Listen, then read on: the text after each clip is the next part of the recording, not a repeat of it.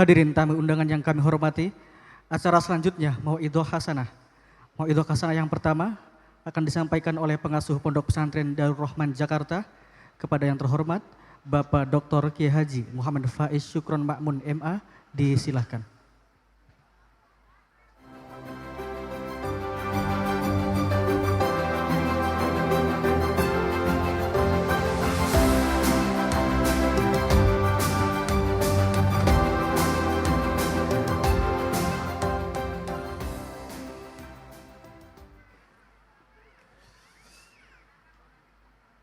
Assalamualaikum warahmatullahi wabarakatuh. Bismillahirrahmanirrahim. Alhamdulillahi rabbil alamin. Wassalatu wassalamu ala ashrafil anbiya'i wal mursalin wa ala alihi wa sahbihi ajma'in, amma ba'du. Segenap para alim ulama yang saya muliakan, para kiai, para guru, saya mohon maaf tidak menyebutkan nama beliau satu persatu, tetapi tidak mengurangi rasa hormat dan ta'zim kita kepada beliau semua. Pengasuh Pondok Pesantren Kiai Haji Said Akil Sirat, Kiai Haji Akil Sirat Al-Mukarram, Bapak Profesor Dr. Kiai Haji Said Akil Sirat Al-Mukarram, Bapak Kiai Haji Muhammad Mustafa Akil Sirat Al-Mukarram, Bapak Kiai Haji Ni'amillah Akil Sirat beserta seluruh zuriyah keluarga besar pesantren Akil Sirat yang saya muliakan, pejabat-pejabat pemerintah yang hadir, Bapak Menko PMK yang diwakili oleh Bapak Dr. Cucun Samsudrijal, Bapak Menteri Agama yang diwakili oleh Profesor Sahiron, Bapak Kejari, dan semua pejabat pemerintah sipil maupun militer yang hadir pada malam hari ini, para santri, para wali santri, Bapak Ibu, hadirin hadirat sekalian yang saya hormati. Saya hanya ingin mengulang dua penceramah sebelum saya. Prof. Sahiron tadi bilang seminggu dikempek jadi direktur pendidikan tinggi. Itu baru seminggu, Prof. Kalau 2 minggu jadi dirjen. Kalau tamat mungkin Menteri Agama, Prof. Sahiron ini. Ini yang pertama ini. Yang kedua, Bapak Dr. Cucun Samsudrijal tadi bilang datang ke sini itu mau ngalap berkah.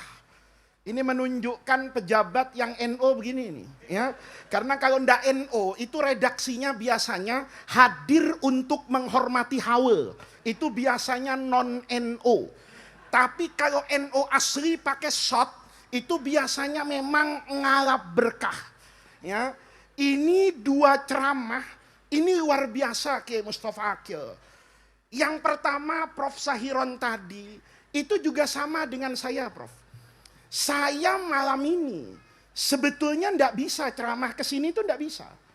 Tapi diancam dan diintimidasi oleh Kiai Mustafa Akil. Pokoknya Gus, kalau tidak datang ke Kempek, putus persahabatan. Wah, itu intimidasi luar biasa. Karena saya kalau diputus oleh TV, ya itu enggak apa-apa, Pak. TV enggak memperpanjang kontrak saya, enggak masalah. Tabligh akbar enggak ngundang saya lagi juga enggak masalah. Tapi kalau pesantren yang punya sanad keilmuan bersambung kepada ulama sampai Rasulullah, saya takut Prof. Sahiron kalau enggak datang. Karena saya, ini nyambung yang Pak Cucun tadi. Kalau bicara barokah, saya itu yang paling merasakan berkahnya pesantren. Saya ini anaknya Kiai Sukron. Kiai Sukron itu orang Cirebon lama. Itu pasti tahu. Yang tidak tahu Kiai Sukron itu NO-nya saya pertanyakan waktu itu.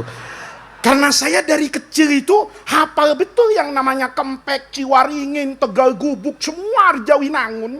Itu saya hafal betul. Saya itu merasakan betul yang namanya barokah pesantren. Karena di antara anaknya Kiai Sukron, itu yang ngajinya ndak pernah hatam tuh saya. Saya ini anak Kiai Sukron, yang ngajinya itu ndak pernah hatam, tapi kalau hataman ikut. Ini menarik ini. Ndak pernah hatam, kalau hataman ikut jadi kiai sekarang. Jadi kalau ada santri Kempek sudah hatam ndak jadi kiai, itu namanya takdir, ya.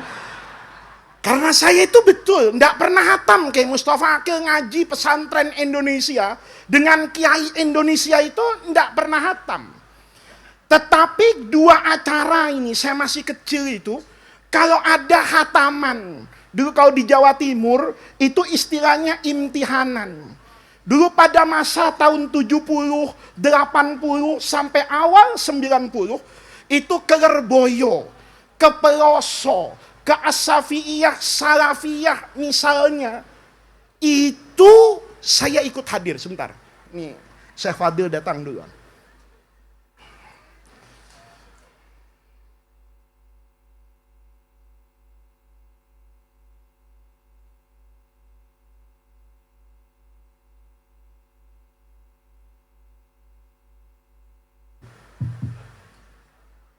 Kami ucapkan selamat datang kepada Maulana Syekh Sayyid Muhammad Fadil Al-Jilani, cucu Syekh Sultan Aulia Abdul Qadir Al-Jilani yang ke-23.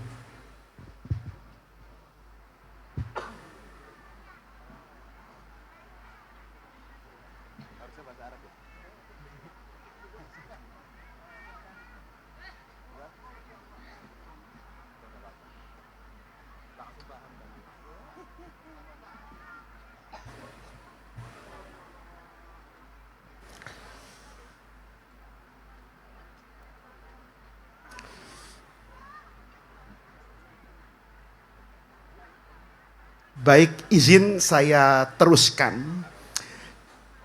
Jadi saya dulu, para hadirin, itu kalau ada acara imtihanan, ada acara haul di semua pesantren besar Nahdlatul Ulama di masa itu, saya itu disuruh ikut sama bapak saya. Saya ini sudah ndak hatam ngaji. Anaknya Kiai Sukron yang nakal itu saya. Ya, di antara 4 anak Kiai Sukron, itu yang nakalnya hasbunallah wa ni'mal wakil itu saya. Ya. Saya itu dulu namanya itu bukan Muhammad Faiz. Saya lahir itu nama saya Muhammad Adib. Karena ayah saya itu cinta bahasa Arab, tapi keras orang Madura. Kepengen punya anak itu agak lembut, suka balaghah. Maka nama saya itu lahir Muhammad Adib. Waktu besar sedikit, bapak saya itu ditangkap sama Al-Mukarram Soeharto radhiyallahu anhu di masa Orde Baru. Ditangkap bapak saya itu sama Golkar pada masa itu. Mestinya itu ndak bebas. Tapi hakimnya entah dapat ilham dari mana di masa 70-an, ayah saya itu divonis bebas. Karena divonis bebas, nama saya diganti dari Adib jadi Faiz. Jadi Faiz itu bahasa Jawanya bejo. Ya. Untung bapak saya itu ngaji di pesantren. Coba ndak ngaji, nama saya sekarang Muhammad Bejo. Kayaknya ndak pantas lah kalau untuk tausiah di Kempek kan. Nama saya itu Faiz. Faiz itu menangan, beruntung, ndak mau kalah. Jadi orang Kempek sudahlah, ndak usah coba-coba lawan saya. Saya dari kecil itu sudah Faiz. Maka saya biasa berdebat dengan bapak saya. Saya ini santri anak kiai, tapi lahirnya di Jakarta. Saya Kiai Mustafa Akil, anak Jaksel dari dulu. Kalau Prof. Said Akil Sirat kan Jakselnya baru. Kalau saya itu Jakselnya dari lahir. Dari lahir saya sudah di Jakarta Selatan. Jadi buat santri Jaksel itu tidak mudah. Untuk menerima nasihat siapapun itu tidak mudah. Kalau santri Kempek itu sami'na wa ata'na.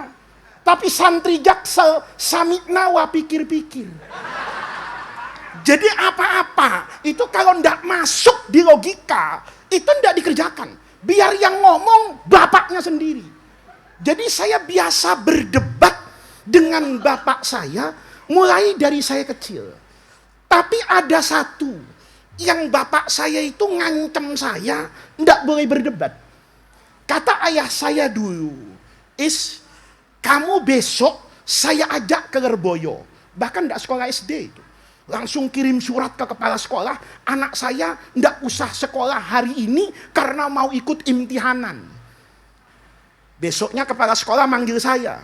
Imtihanan itu makhluk apa katanya?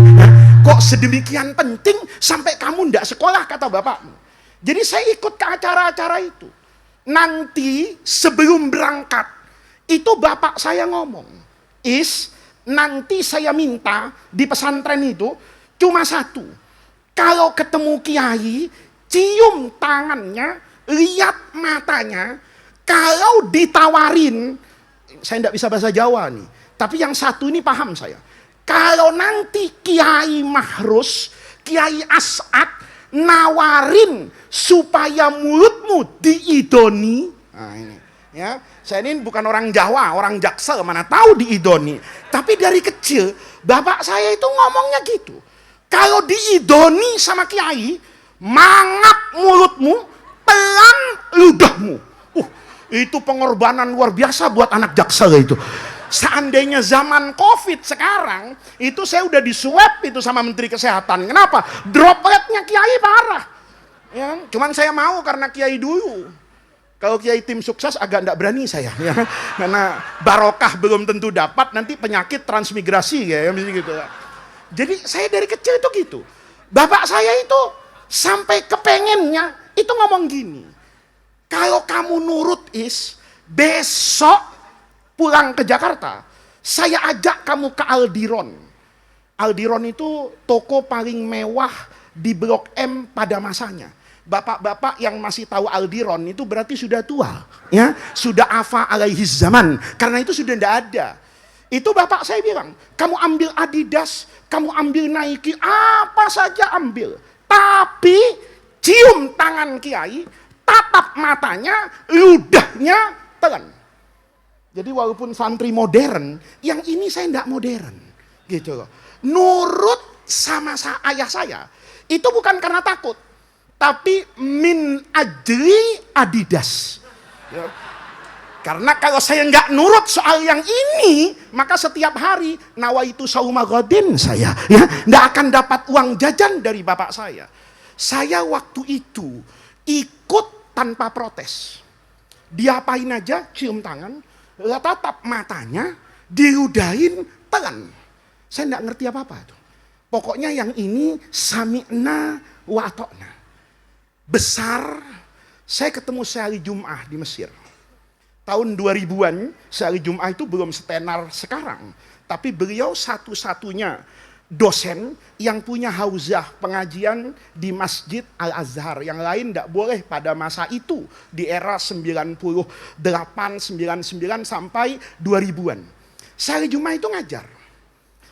Saya itu kemudian pada satu masa, ya tidak rajin juga saya sama sehari Jumat, karena ngajinya subuh-subuh. Ya, buat orang yang pernah di Timur Tengah, itu yang bisa bangun subuh, itu Masya Allah, sohibul karomah wal barokah itu. Ya, kita itu kadang-kadang sekolahnya tinggi, kuliahnya di universitas hebat, tapi subuhnya jadi satu sama duha. Ya. Kalau tidak percaya, Kiai Mustafa tanya sama anaknya yang jabatan tangan sama saya tadi katanya di Mesir. Ya, itu anak Mesir itu, ya, walaupun usul fikihnya hebat, manteknya hebat, itu kadang-kadang subuhannya bareng dengan sholat duha, ya kan? Ya, tidak usah mengelak lah, sudah satu guru satu ilmu dengan saya. Nah, saya jarang ikut juga. Satu ketiga, saya ikut ngaji sama hari Jumat itu.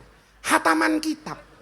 Begitu hataman kitab, kata saya hari Jumat, nanti anak-anakku, kalau saya kasih ijazah, maka cium tangan saya, tatap mata saya, tapi tidak pakai idoni. Ya, saya Jumat tidak pakai idoni. Cium tangan saya, lihat mata saya. Di situ beliau bicara. Ini bukan soal tangan hari Jumat, tapi tangan ini pernah bertemu dengan tangan. Yang tangan itu bertemu dengan tangan, yang tangan itu bertemu dengan tangan, sampai tangannya Imam Syafi'i, tangan Imam Syafi'i bertemu dengan tangannya Imam Malik, tangan Imam Malik ini bertemu dengan Imam Nafi' an Ibni Umar bertemu dengan tangannya Rasulullah. Ini kalau soal sanad nanti yang lebih hebat Prof. Said Akil Sirot. Ya, karena kalau saya menguraikan sanad saya khawatir tadi itu saya bersaing dengan sambutan panitia soal angka 33 tadi itu. Kalau nanti saya bisa hafal kayak Prof. Said, jangan-jangan saya punya rahasia angka 44, Pak, gitu loh. Nah, jadi dulu itu saya itu modalnya paham dengan Syahri Jum'ah. Oh iya ya. Barokahnya saat saya berjabat tangan dengan seorang guru yang ilmunya mutasil sampai Rasulullah, maka saya punya keistimewaan sekalipun bodoh pernah berjabat tangan yang tangan itu ujungnya sampai ke Rasulullah. Saya lihat matanya, maka mata itu bertemu dengan mata, yang mata itu bertemu dengan mata, nyambung ke matanya Rasulullah yang pernah melihat mala ainun ra'at wala udhunun sami'at wala khatara fi qalbil bashar. Jadi di pesantren itu luar biasa. Sanad Riyadus Shalihin itu ya nyampe ke Imam Nawawi. Saya tidak tahu apa di ITB ada profesor fisika yang sanadnya nyambung sampai Einstein, itu ada enggak kira-kira? Ya, kira-kira bisa enggak kalau haddatsana, ruwina, yang istilah kayak gitu bisa ada enggak? Nah, ini mahalnya pendidikan pesantren. Barokah, barokah, barokah. Dan itu yang hilang hari ini. Akhir zaman itu kan yang hilang barokah. Dulu saya waktu ngaji Sahih Muslim, ya ini tidak panjang-panjang, pesan kayak Mustafa Akil ceramahnya 20 menit beres Gus katanya. Ini waktu saya ngaji Sahih Muslim, itu guru saya menerangkan kan, hadis yang la taqumu sa'atu hatta takuna sanatu kasyahri dan ila akhirih. Nanti kalian akan bertemu dengan zaman 1 tahun kayak 1 bulan, 1 bulan kayak 1 minggu, 1 minggu kayak 1 hari, dan begitu seterusnya.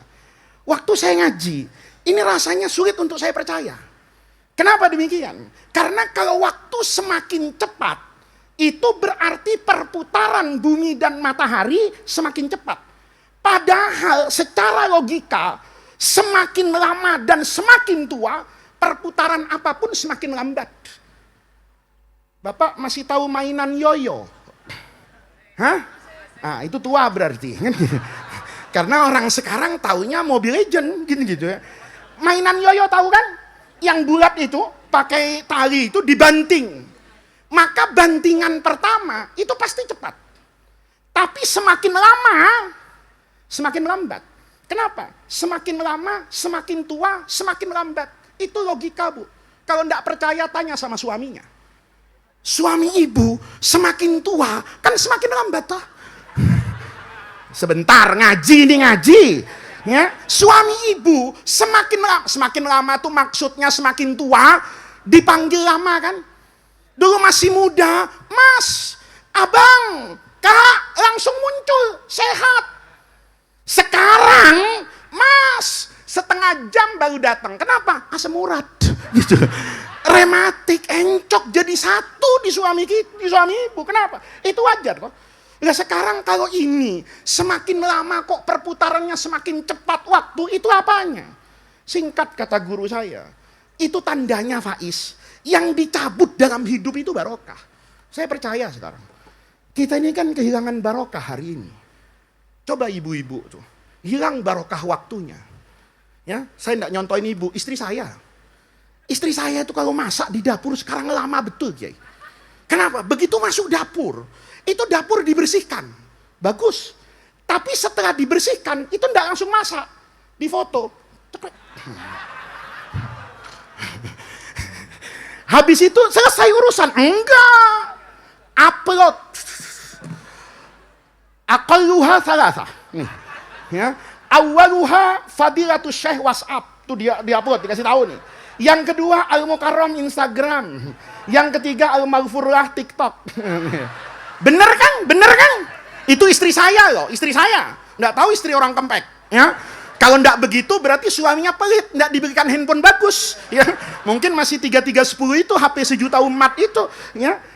Istri saya itu begitu, lama betul diupload. Saya yang ngawasi status WhatsApp-nya, tahu betul.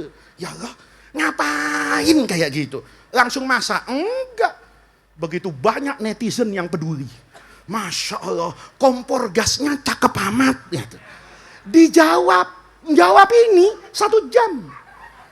Setelah itu, semua bumbu, alat masak, itu dipasang. Ya. Kalau daging, dikasih daging macam-macam, langsung masak. Enggak. Difoto lagi, cekrek. Alhamdulillah, daging rendang, barokah istri solihah. Masya Allah. Ini kalau saya terusin, ngajinya sampai jam 1 nanti ini. Intinya apa? Waktu itu hilang barokahnya.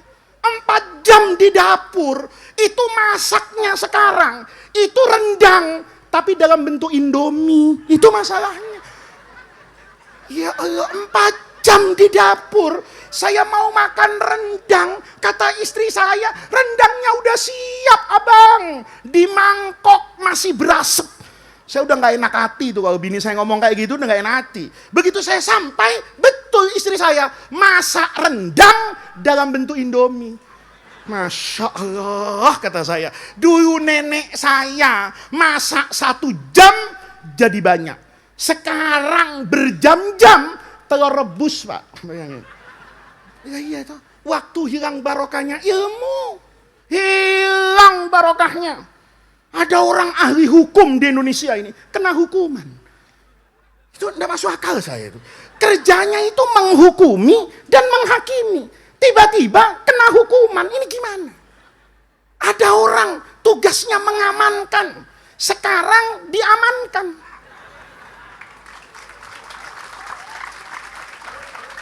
Ini yang tepuk tangan. Ini biasanya yang bermasalah sama polisi ini. Saya udah paham lagu-lagu. Saya ceramah di mana-mana. Kalau nyindir polisi tepuk tangan, ini biasanya yang punya masalah sama polisi ini. Nggak sudzon saya, hakul yakin saya ini. Nih ya. Itu artinya yang hilang di zaman ini memang barokah. Padahal barokah itu nyata, barokah itu tidak bicara. Sekolahnya di mana, berapa lama, di Kempek seminggu barokah jadi direktur. Bayangin, di Kempek 10 tahun, nggak berkah, ya nggak jadi apa-apa Prof. Sahiran. Gitu loh. Ini coba lihat nih. Nih kalau saya terangkan pakai Quran hadis lama. Pakai cerita aja lah. Ya, biar 10 menit selesai. Dulu ada santri, Pak. Nggak percaya sama barokah. Ketemu sama alim besar di Irak, Imam Ibrahim bin Adham. Saya itu nggak percaya sama barokah. Kata gurunya, barokah itu nyata. Apa buktinya guru? Ini guru yang bagus ini. Nggak banyak dalil, tapi dengan fakta dan realita. Kalau kamu mau tahu hebatnya barokah, lihat pada 2 makhluk ciptaan Allah. Yang satu namanya kambing, yang satu namanya anjing. Ini enak, pidato kayak gini nggak ada yang tersinggung. Ya, karena nanti yang tersinggung ya kalau bukan bandot ya anjing gitu aja selesai. Ya, itu ceramah saya selesai gitu. Ini contohnya, itu memang kambing sama apa ini? Anjing kata Ibrahim bin Adham. Kata muridnya apa yang harus saya perhatikan guru? Coba lihat kata Ibrahim bin Adham. Kalau ada anjing perempuan hamil dengan kambing perempuan hamil melahirkan, anaknya banyakan siapa? Bu, kan yang istiqomah hamil ibu kan? Iya kan, hamil istiqomah banyak loh ya. Sekarang hamil istiqomah, tiap tahun 2 tahun sekali hamil perempuan. Kambing perempuan kalau hamil sama anjing perempuan kalau hamil itu waktu melahirkan pasti banyakkan anjing. Nih lihat. Anjing itu kalau hamil itu anaknya bisa 6. Kalau kambing itu rata-rata 2, malah kadang-kadang cuman 1. Kata Ibrahim bin Adham, coba kamu perhatikan.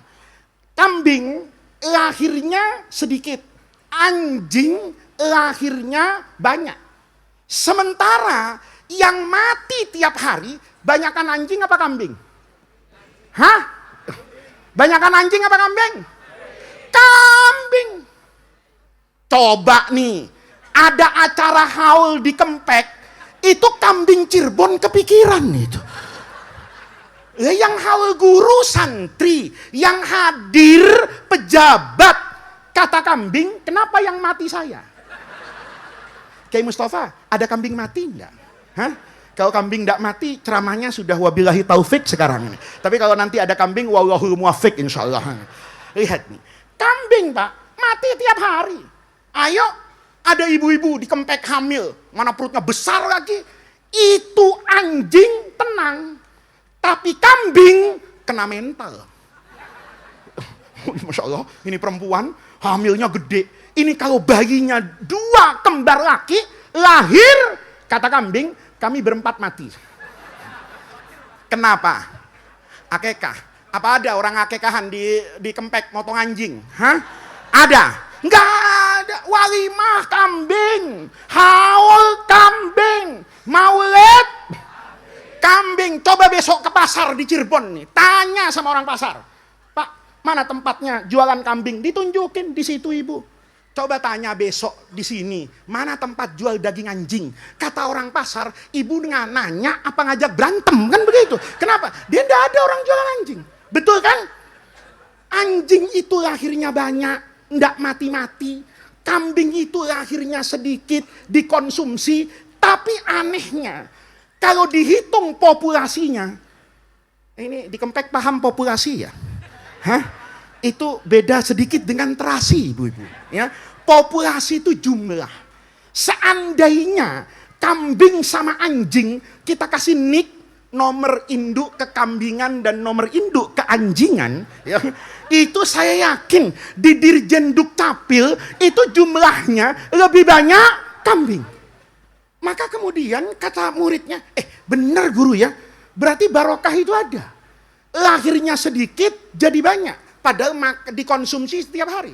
Yang satu lahirnya banyak, tidak dimakan, tapi jumlahnya sedikit.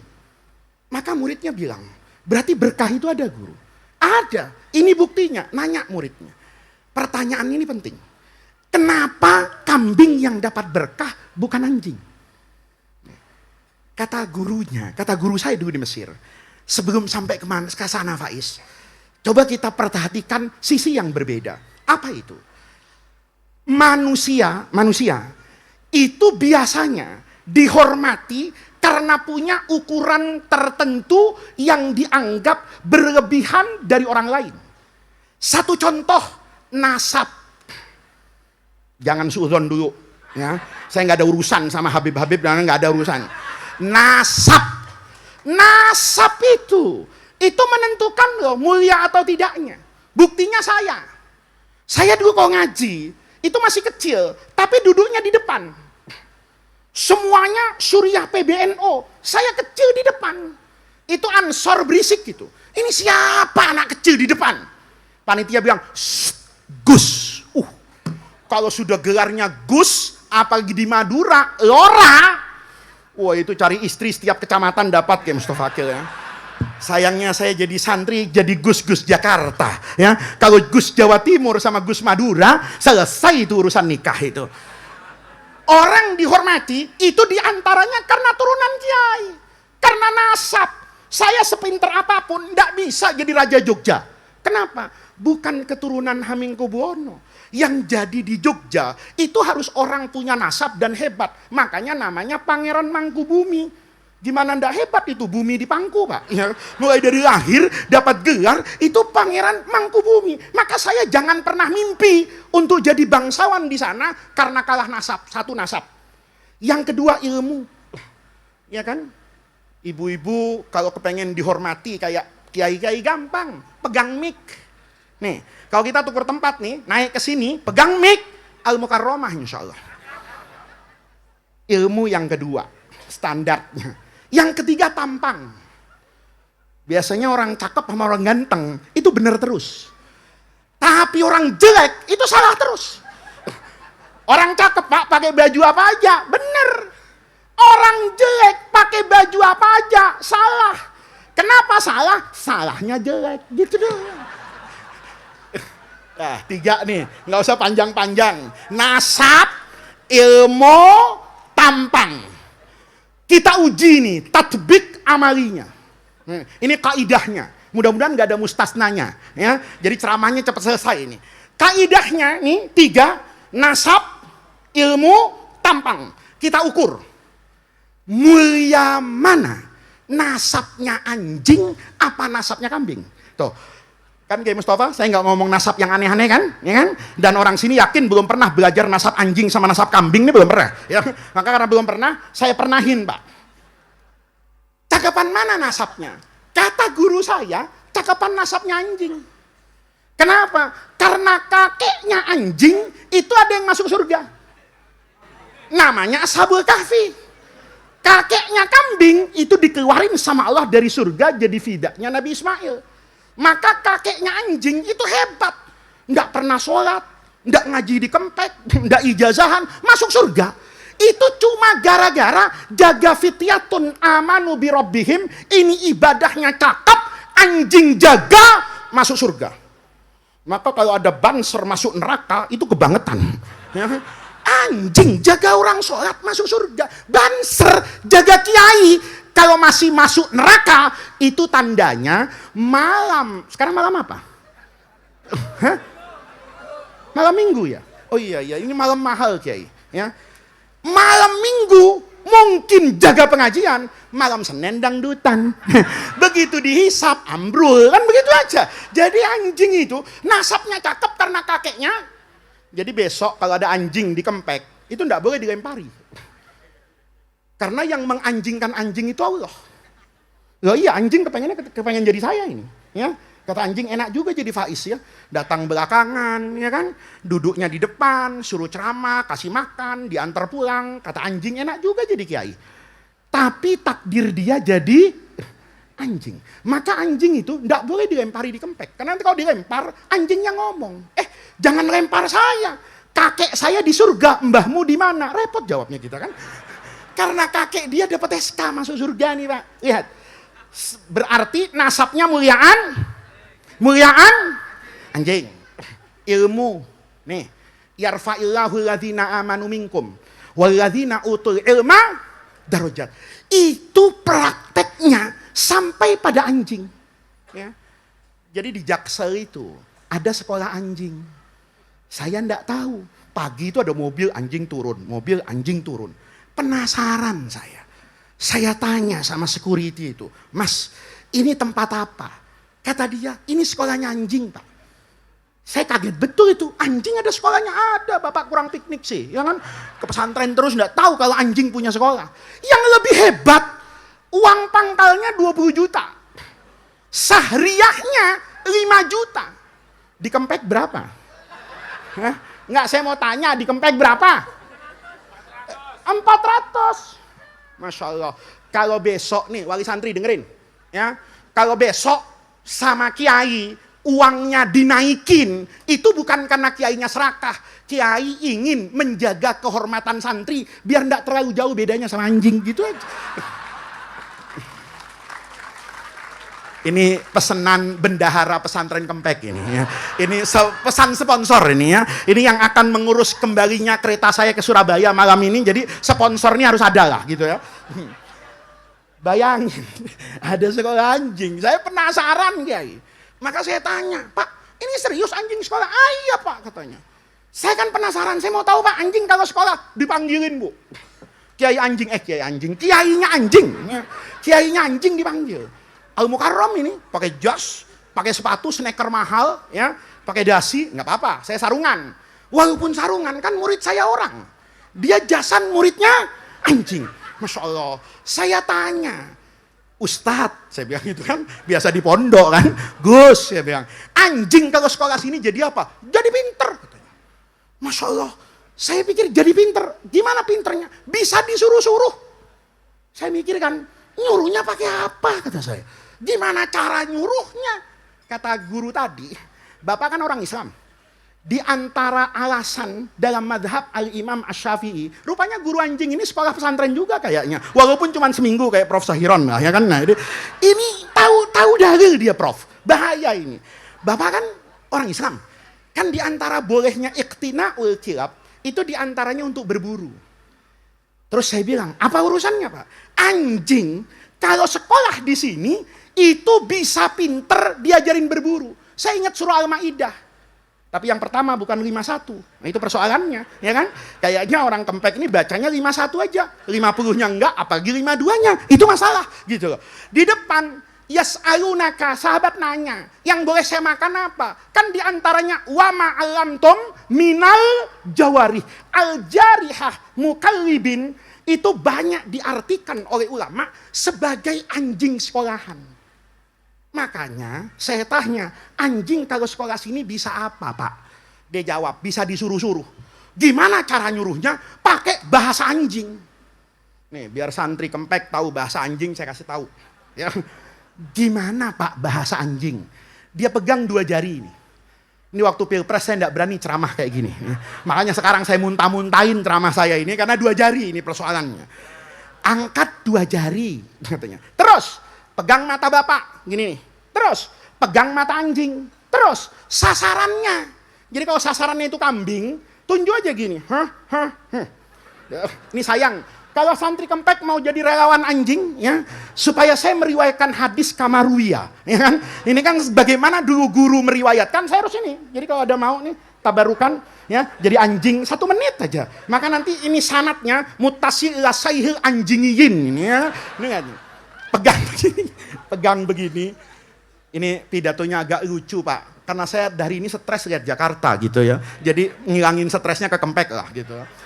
Kata orang tadi, pegang mata 2, begini, sasaran. Kalau ndak ada, pakai visual Pak.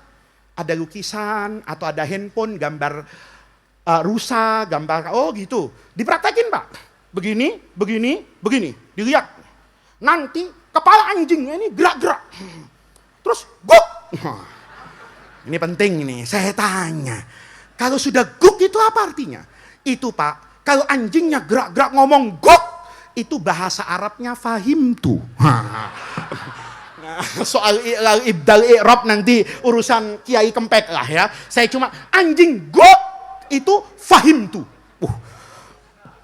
Fahimta anta ya kalau gitu kan? Ana fahimtu bos katanya gitu kan. Anda ingin saya membunuh kambing itu. Secara fikih mazhab yang 4 itu tinggal tepuk pahanya kanan sambil baca Bismillahirrahmanirrahim. Ini unik. Menyembelih itu dalam fikih itu boleh dengan alat apa saja. Mau pakai pisau dari besi, mau pakai bambu, pakai benang boleh, asal ayam. Kalau sapi tidak boleh, walaupun benangnya tajam pakai sapi ya kiamat kurang 2 hari baru putus Pak. Tapi prinsipnya boleh, gitu loh. Prinsipnya yang tidak boleh itu kalau berbahan dasar tulang. Jadi kalau ada kayak apa itu gajah itu apa namanya? Gading itu dipotong, ditajemin, dipotong. Itu fikih mengatakan haram, dia tetap jadi bangkai bukan zabihah. Uniknya, ndak boleh pakai tulang, tapi pakai al-mukarram anjing alim al-alamah ini boleh. Gitu loh. Begitu guk lari, dia terkam, teriak tuh. Guk. Saya tanya, itu artinya apa? Beres bos katanya. Amanah sudah ditunaikan. Lihat nih. Saya datang ke sana. Halal apa haram? Halal apa haram? Belum pasti. Saya harus lihat dulu nih kelakuan anjing. Kalau sampai sana kambing itu utuh, kepala, kaki, buntut, perut ada, halal. Ini anjing pinter. Habis ngaji Riyadus Shalihin. Babul wakalah wal amanah wal wakilu aminun. Orang yang diberi kewakalahan, wakil itu amin, harus bisa dipercaya. Saya sampai kambingnya utuh, Nggak kayak kontraktor sekarang. Proyek belum selesai, komisi. Itu anjing bodoh, Pak. Kenapa? Karena belum izin sama yang punya. Saya ngelihat kayak gitu, mikir. Anjing kalau sekolah itu lebih jujur dari panitia maulid di pesantren saya. Ya, kalau pesantren Kempek, didikan kayak Said nih jujur semua. Tapi santri saya luar biasa. Kalau bikin acara, saya tanya sama santri saya, kamu ngundang berapa orang? 20.000 Gus. Dikasih makan, dikasih. Gimana caranya? Gampang. Pakai nampan. Nampannya besar untuk 4 orang. Kalau yang hadir 20.000, maka butuh 5.000 nampan. 5.000 mana gimana? Kelas kan ada 100. Taruh aja satu kelas 50. Oh bagus kata saya. Nanti tradisi orang Betawi, ya, bikin acara besar itu di Jakarta, nunggu talqin zikirnya Habib Ali Kuitang. Nanti kalau Habib Kuitang itu afdalu ma qultu ana wan nabiyun, dibagi nih nampan nih Pak, beres. Selesai tugas, santri saya itu berdiri depan kelas. Saya tanya, kamu sudah selesai? Sudah Gus. Kalau sudah, ayo makan ke rumah saya. Enggak mau santri saya. Jangan guru, jangan. Biar tamu-tamu makan. Kan Nabi ngajarin, man kana yu'minu billahi wal yaumil akhir falyukrim. Jadi yang harus dihormati tamu. Jadi saya pesan sama santri Kempek, kalau nanti saya, Pak Cucun, ya, Pak Sahiron belum makan, jangan makan. Ya, karena yang berhak disebut tamu kita bertiga paling jauh, guys. Ya kan? Kalau yang lain kan Cirebon wa ala alihi wa ashabihi aja, kan gitu. Kata murid saya, biar guru tamu aja dulu semua, seperti Nabi ajarkan. Saya seneng Kiai, tapi senengnya cuma 5 menit. Begitu 5 menit, temennya datang bisik sama saya. Gus, itu yang tadi diajak makan nggak mau ya? Nggak mau kata saya. Kenapa? Ya biar tamu katanya duluan. Enggak Gus, dia nggak bakalan mau diajak makan. Kenapa? Udah kenyang. Saya tanya, kok bisa kenyang? Itu masalahnya, kan dia disuruh jaga kelas. Di kelas itu ada 50 nampan, dia jaganya bawa sendok. Nih, dari 1 nampan diambil 1. Sedikit nggak? Sedikit. Tapi masalahnya di situ ada 50 nampan. 50 nampan kali 1 sendok, ya 50 sendok. 50 sendok kalau dikonversi ke piring jadi 3 piring, Bro. Jujuran anjing apa panitia maulid? Hah? Jadi saya kalau ngerasa masih ada pejabat di negeri ini masih korupsi, saya usul disekolahkan ke sekolahnya anjing. Anjing aja sekolah tahu kambing itu punya saya. Masa itu ndak tahu kalau APBN punya rakyat? Nah, ini yang tepuk tangan, yang ndak dapat bansos biasanya. Yang punya masalah sama pajak. Ini biasanya begitu. Saya udah hafal nih ya. Oke, nggak usah panjang-panjang. Ilmunya hebat nggak? Ilmunya kambing apa hebatnya? Kalau ilmunya kambing dipraktekkan sama suami ibu, hancur rumah tangga. Apa ilmunya bandot? Asal ada cewek, eksekusi.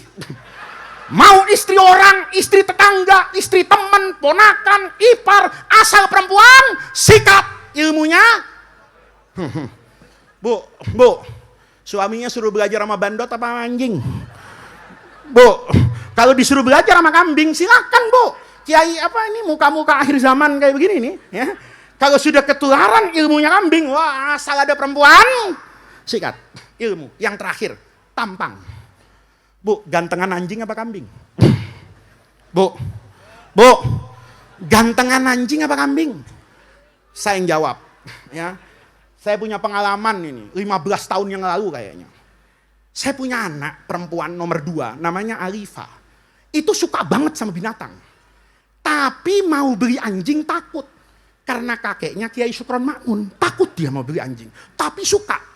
15 tahun yang lalu, Pak Sahiron, rumah saya itu masih di Senopati.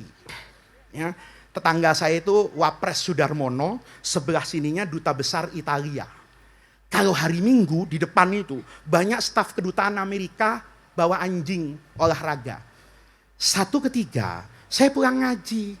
Di stop sama anak saya, Bi jangan masuk. Loh, kenapa? Sekali lagi kita jalan pagi. Jalan pagi saya sama anak saya nih. Saya sarungan. Ketemu orang Amerika. Anak saya tuh nggak tahu ngomong apa. Tahu-tahu orang Amerikanya tuh ngasih anjing ke saya. Anjing gede husky itu. Saya kaget betul karena selama saya jadi kiai, baru kali itu saya dikasih anjing. Kalau dikasih amplop sering, ya. Apalagi musim maulid begini di Jakarta udah kayak minum obat, 5 kali sehari saya dapat amplop nih. Yang gitu loh. Ini saya dikasih anjing. Kaget saya. Saya tanya sama anak saya, "Nah, apaan ini? Kok anjingnya dikasih Abi?" "Bukan dikasih, Bi, pinjem." "Emang kenapa?" "Abi ini kebanyakan foto sama orang. Terus sekali-kalilah pidato foto sama anjing." Nurut saya. Anak saya ngatur, Abi kanan, anjing tengah, dia kiri. Kameranya kasih sama orang bule, cekrek, selesai, nggak ada masalah. Hari Senin, anak saya kan sekolah. Saya periksa HP-nya. Ini cerita anjing kemarin, apa ini kata saya? Innalillahi, di-upload ke Facebook. Untung waktu itu TikTok sama Instagram belum ada, WhatsApp belum ada, masih BlackBerry itu. Yang dikunci kan, nggak bisa semua orang. Tapi di Facebook di-upload. Begitu di-upload, jam 9, followers anak saya tuh banyak. Jam 9, yang komentar tuh 100. Saya penasaran, kira-kira komentar orang apa ya? Komentar pertama, nama anak saya Alifa. "Alifa, itu yang di tengah siapa namanya? Ganteng amat."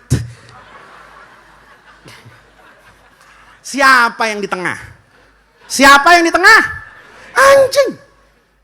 Foto itu, yang kedua saya buka, Alifa, yang tengah bawa dong ke rumah, gemes, gagah, sambil begini, love, Masya Allah. Siapa yang di tengah?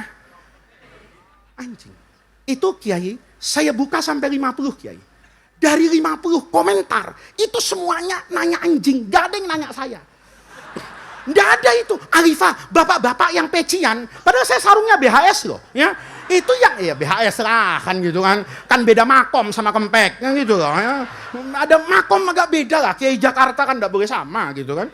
Nah saya pada tampang udah bapak-bapak, muka saya 15 tahun yang lalu market friendly ya kan, belum kayak gini, ini ada uban ada maca. 15 tahun dulu market friendly ya. Kalau di foto dulu saya Masya Allah fotogenik kata orang gitu.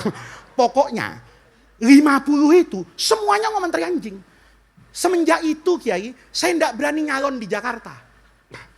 Biar kata saya lumayan ya di Jakarta. Ya TikTok saya lumayan lah dengan Instagram kan gitu, lumayan lah ya. Ya termasuk ya Kiai NO yang diminati oleh TikTokers lah ya.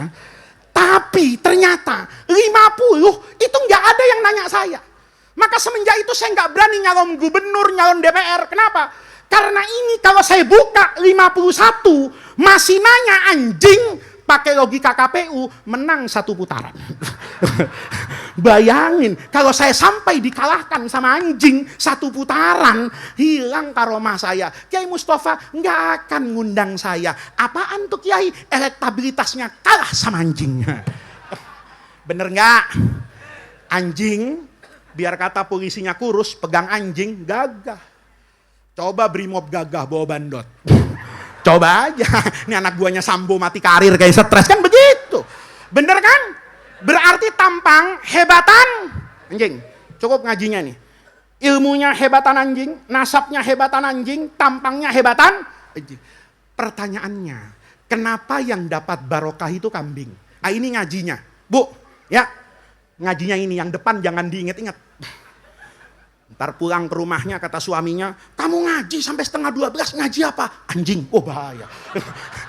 Bahaya. Nanti saya terkenal, itu Faiz ceramah Kiai apa? Itu kalau ngundang dia, pasti Kiai anjing. Wah nggak enak saya ini ya.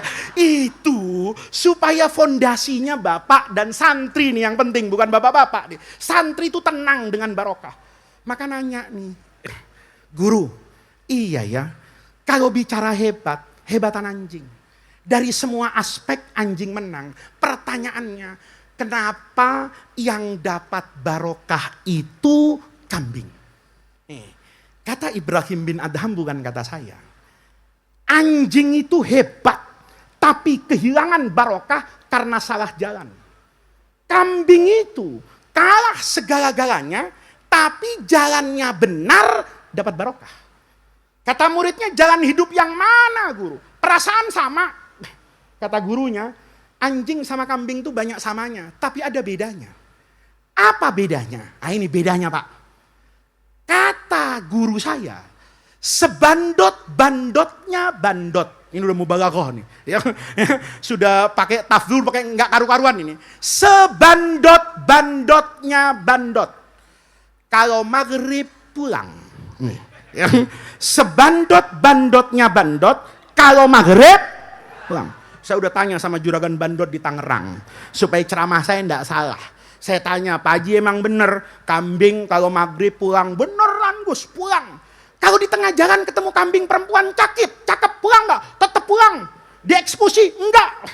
Paling cuman diinget kandangnya di mana. Besok dia datang lagi ya itu begitu kata tukang kambing. Jadi sebandot-bandotnya bandot, kalau maghrib pulang. Ngapain? Tidur. Nanti paling malam isya. Hebatnya wabil ashari yastaghfirun. Kalau datang sulusul akhir dari malam, tempat waktu di mana Allah menurunkan barokahnya, kambingnya bangun, fatudriku hal barokah. Anjing sebaliknya, kalau malam nggak tidur-tidur. Ya, di tempat saya Kiai Said di Kafling DKI Jagakarsa. Tetangga beliau lebih kota dari saya, karena saya sudah perbatasan Depok. Di rumah saya, itu kalau malam, anjing nggak tidur-tidur Pak. Muter di kampung. Ada yang menggonggong, ada yang bulunya dikibas-kibas, ada yang kejar-kejaran, ada yang adu kopi, banting kartu, macam-macam ini anjing kalau malam. Wah, enggak tidur dulu. Teriak-teriak, skak, itu enggak jelas tuh. Kalau malam enggak tidur-tidur. Anehnya, kalau mau subuh, tidur. Dibangunin, enggak bangun. Maka waktu Allah bagi-bagi barokah, anjingnya tidur, dia kehilangan barokah. Bu,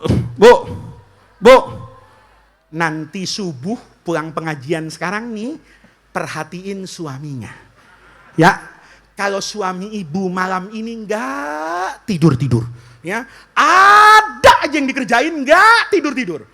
Tapi nanti subuh tidur, dibangunin enggak bangun, tolong Bu.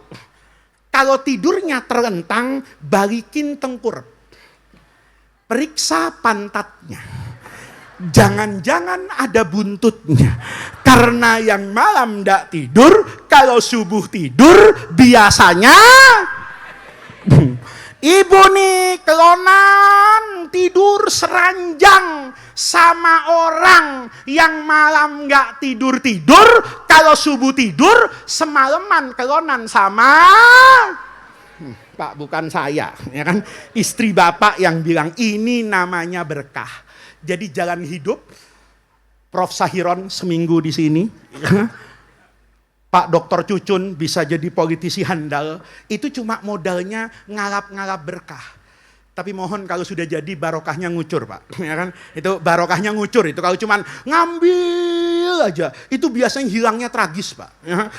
Itu hilangnya tragis itu. Tapi kalau sering ngambil, naro, itu namanya wawadu'al mizan. Ya, ada keseimbangan. Nah, hidup yang seimbang itu ada yang sekolah di sekolahan, ada yang masuk pesantren, ada yang sibuk dengan duniawi, ada yang demo, ada yang ngaji. Mudah-mudahan itu mendatangkan keberkahan untuk kita semua. Ini yang bisa saya sampaikan pada pengajian malam hari ini. Mudah-mudahan Allah jadikan jam'ana hadza jam'an marhuma wa tafarruqana min ba'dihi tafarruqan maksuma.